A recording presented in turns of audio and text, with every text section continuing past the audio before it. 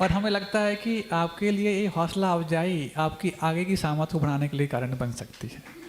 और यही प्रश्न है कि यदि किसी सामर्थ्यवान अथवा सहन शक्ति संपन्न किसी छात्र को आप अपने कॉलेज में पाएं तो उसकी सहन शक्ति का प्रोत्साहन हो, उसके लिए अवसर प्राप्त हो।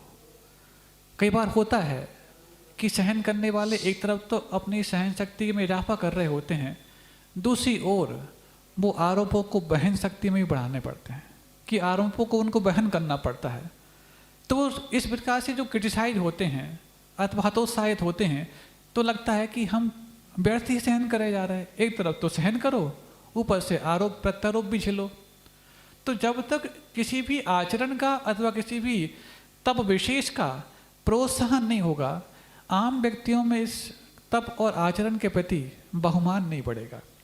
या तो उस व्यक्ति को उस तप और आचरण के प्रति पहले से ही बहुमान और गौरव हो, तब उसको जनता मायने नहीं रखती, बाहरी वातावरण मायने नहीं रखता। लेकिन नया नवेला व्यक्ति है, किसी के क्रिटिसिज्म को सहन कर रहा हो, किसी के अपशब्दों को सहन कर रहा हो, और सहन करते वक्त वो अकेला पड़ जाए तो उसको लगता है कि या तो मैं इनकी टीम में ही शामिल हो जाऊं, या फिर उसको लगता है कि या फिर मैं अपने आप के अस्तित्व को समाप्त कर डालूं।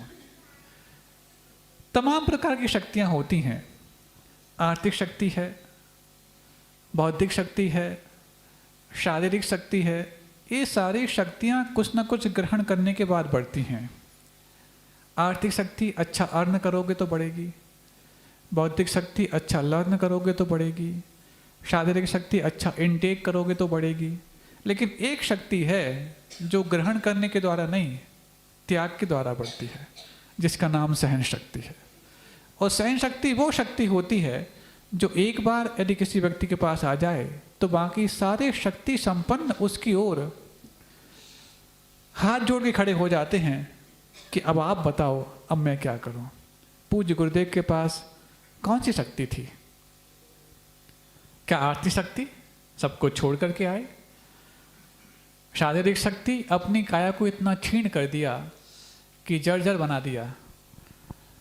रही बात हाँ बौद्धिक शक्ति की, तो हो सकता है आजकल के बच्चे जिनका बहुत आईक्यू लेवल एडवांस होता है, जो हाइपर एक्टिव होते हैं, हो सकता है उनका आईक्यू ज़्यादा हो सकता है, लेकिन वो सारे के सारे आईक्यू, ईक्यू और सीक्यू संपन्न व्यक्ति भी गुरुदेव के चरणों में खड़े पाए जाते थे कि भगवान आप बताओ अब हम क्या करें।